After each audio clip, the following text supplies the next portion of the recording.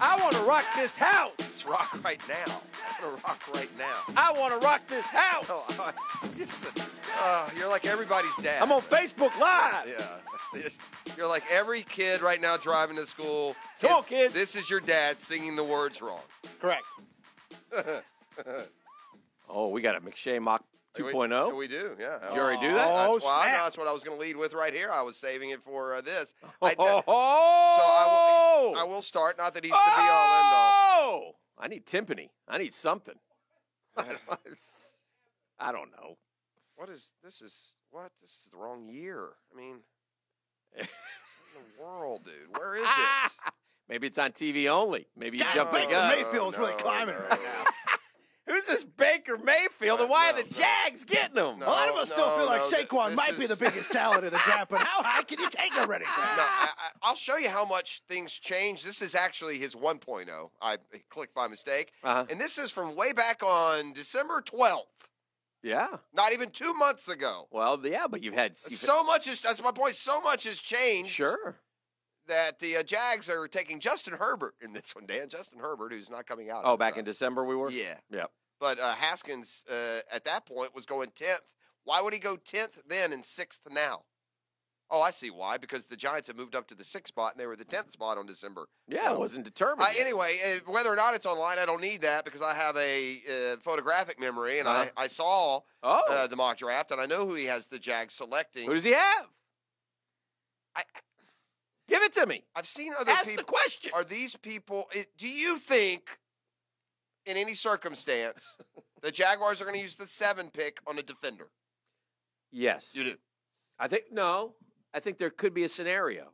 And that scenario is, we talked about this yesterday, Pross. You signed Nick Foles.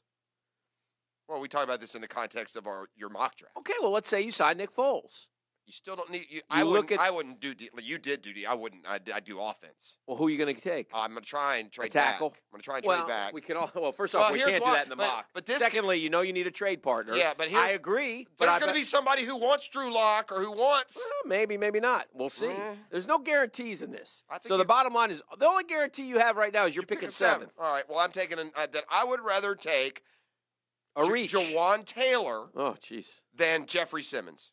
Yeah, is that who he has him taking? Yeah, I say Jeffrey Simmons, defensive tackle from. Yeah, see, I'd rather take the Devin White dude. I think he may have been gone already because in that draft. I think he's more helpful. Haskins went 6 to the Giants. Yeah, and so rather than take Drew Lock or some other, he's operating. I promise you, when it comes out, we look at it. He's going to be operating under the premise that the Jags have gotten Nick Foles to be their quarterback. The Jags have gotten a little bit of bad luck from this standpoint. Mm-hmm.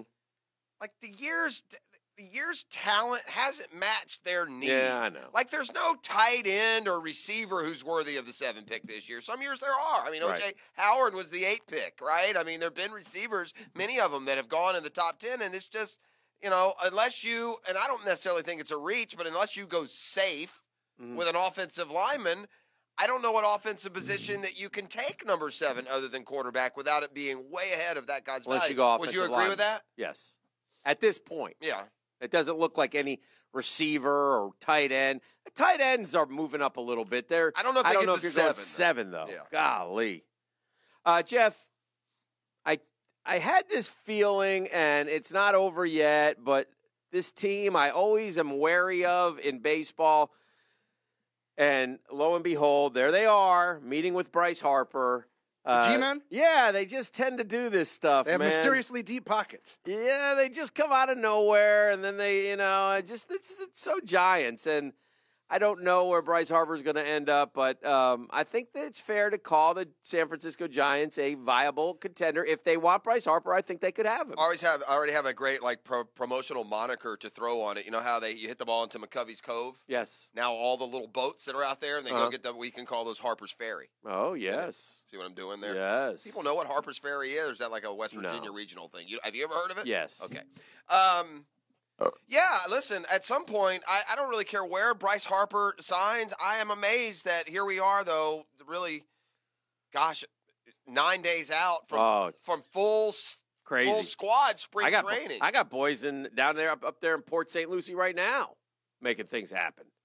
I got Jake down there, and Todd Frazier down there. I mean, things are happening. Well, pitchers and catchers, and then others by volunteerism have already reported.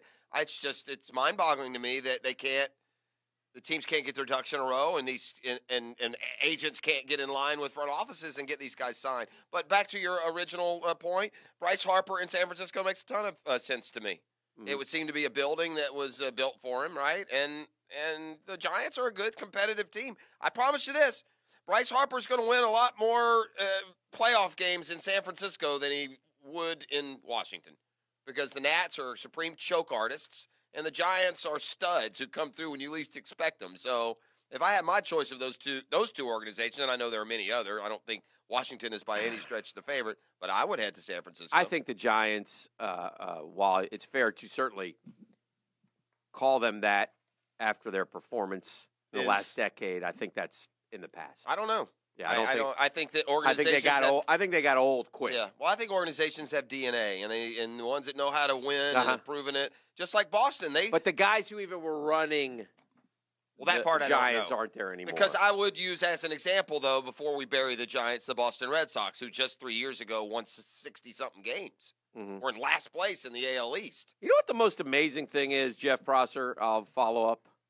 Yeah. About the New England Patriots dynasty. The most amazing. Well, this should be interesting. You know, like daily I see something new. Like yesterday I unleashed the fact that the Patriots, a lot of, people knew this, but I didn't, have 12 draft picks coming up. Yeah. Well, that's because if you've paid attention to them on draft day. I mean, they've had some drafts recently where I think they've taken like 4 guys total. They do a really good job of balancing their needs and their potential opening roster spots. The Patriots realize if they got a year where they know what their targets, who they have, who is in free agency, and they're only going to have room for 4 rookies, they'll trade a bunch of draft picks to stockpile them for the future. It's smart. So much smarter than the rest of the league. It's amazing. It is amazing. And Bill Belichick has passed, John Wooden and Vince Lombardi. And, yes. But do you know what the most amazing thing is about the New England Patriots and their dynasty? What's that? To me, without a question. No, I don't. Oh, it is the 9-year malaise in between Super Bowl championships. And the fact that during those 9 years they stayed relevant. Obviously, yes. I mean, usually you're right. If it's 9 years, you've had a complete overhaul. Like, yeah, they did, but they well, not a coaching quarterback. Correct. They won 3 out of 4. Remember, Tom Brady comes out of nowhere. He's the kid. He takes over for Drew Bledsoe. They upset the Rams. Wow, this is great. The very next year, they don't even make the playoffs. Okay. The very next year, they're back. They beat the Panthers. We're like, wow, they've won 2 out of 3. And then they come back and they beat the Eagles, and you're like, holy cow, 3 out of 4 Super Bowl championships. Okay. Then all of a sudden, they don't go off the radar. They're there every year, but they don't win. They don't win. They get to us, Tom Coughlin had a little something to do with that, giving them a couple L's in Super Bowls, and then by the way, they were going to lose another Super Bowl to Seattle, but they managed to win that. And then they were going to lose another one to Atlanta.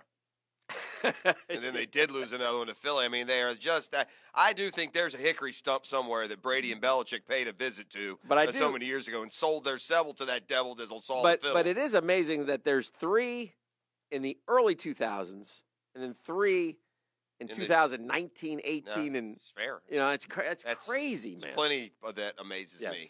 Right. It amazes me that you just held a top scoring team in football to 3 points. That doesn't seem possible. That also was amazing. It amazes me that it doesn't amaze me, but I was thinking, don't you feel a little bit better if you're the Dolphins taking Brian Flores, the defensive coordinator, after holding this top scoring offense to 3 than you would say the Lions, who had saddled up with Matt Patricia and he just gave up 41 to the Eagles? Yeah, winner Dolphins on that one when it comes to choosing those coordinators. All right, Dan, just to further alienate your partisan college football policies. Okay. I'm going to phrase a question in which you're going to have to take a stand, and then you can deal with. This was locker room talk. Thank you. And then you can deal with all the the pot shots that are going to come from it. Okay. Has the official flipping of the script occurred? And I'll tell you what I mean. Florida and Florida State on pretty equal terms throughout the 90s, although Bowden beat the Gators more than Spurrier beat them. But overall, they were both national contenders, top 5 teams and recruiters every year. Fair enough. And then Bowden, and then you flip. And then Florida wins 5 or 6 in a row, and Bowden is on his way out, and Tebow and Meyer are winning national titles. Then it flipped, and then FSU wins 6 in a row. Florida's recruiting 15 to 25, and FSU's recruiting top 10, and FSU dominated. Look, the Noles have gone 6 and 7, 5 and 7. Their recruiting class is just 7 and 6. Okay, 7 and 6, 5 and 7. Their recruiting class is 19th. They haven't signed a quarterback in 2 years. Yeah. To my knowledge, they have one on the freaking roster as we sit here in February. I don't understand. Like what's the question? How many years away from being anything close to a title contender is Florida State? 3, 5? Here's the thing I've learned about college football, Jeff Prosser. If I know anything, I know this. When things seem the darkest, they can turn around awfully quickly. Nah. One player can change a program.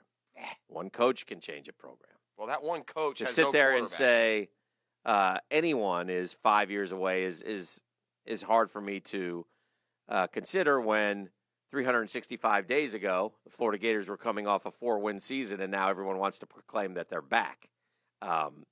They have a ton of momentum. They're on the right path for sure. Everybody's raving right now about Dan Mullen, which is all great news. But again, look how fast they came back. Dan, so you never know. If right now, if you're asking me, is Florida the top dog in the state now, with all due respects to our friends in South Florida and Orlando and Tallahassee, the answer would be yes. Yeah, it wasn't even so much based on that. What is the question? The question was exactly what I asked. For it to be a national title contender, I would bet you any amount of money. I'll do a dime bet right now. It ain't going to be in 3 years. You have hired a coach. So you want me to make a dime. Ladies and gentlemen, he wants me, the self-proclaimed driver of the Gator Nation, to make a dime bet that FSU will win a national championship. That is ludicrous. No, I didn't say win a national championship. I said be a title contender. Okay, be a title contender. Yeah. Why would I do that? Well, you just gave me an answer that indicated that you believe that to be possible. No. It's possible. Sure it is. Do it. It's possible. But I'm not doing that. What does that mean, though? I mean, I got a guy Define here. possible? I got a guy here that I make a comment that's in support of Phil Mickelson. He wants me to put a dime on a U.S. Open that's 4 months away. Top 20 finish. Phil Mickelson's shoulder could fall off by then. We got a 3-year dime what bet the hell? he wants to throw out. I don't need you vetting dime bets. I just vetted it. Do it. I just did. Doc Kevin Murphy is next. Doc Murphy went like this. I'm going to have him go. Doc Murphy is like... Doc, you ever done a lobotomy? You know what Doc Murphy is? Doc Murphy should be like the guy in Gladiator. When he walks thumbs out, up or thumbs down? Yeah, looks out in the Coliseum, the two of us sparring, and he goes, "Kill him, Kill them both. All right, we are returning. Release the lions." All right. Caller number 3 this morning. They're getting the hookup, guys. All right, What are do we they got? getting, Beef? And I'll just remind folks it's Custom Tree Surgeons Thursday when we come back. They're getting a pair of tickets to the Next Era 250 coming up at Daytona Oh, on February feel the 15th. thunder, baby. By Yes. the way, head to the text line driven by Duval Ford. Send in the keyword Speed Weeks, and you'll be entered to win a pair of tickets to the 500. Tickets available now at Daytona500.com. And as a bonus, today's winner will also get a gift pack from the 1010XL Valentine's Day gift guide. You get $25 to Edwin Watts and a $50 gift certificate from Sherry's Berries. Find these and other great gift ideas at 1010XL.com and click on the Valentine's Day gift guide.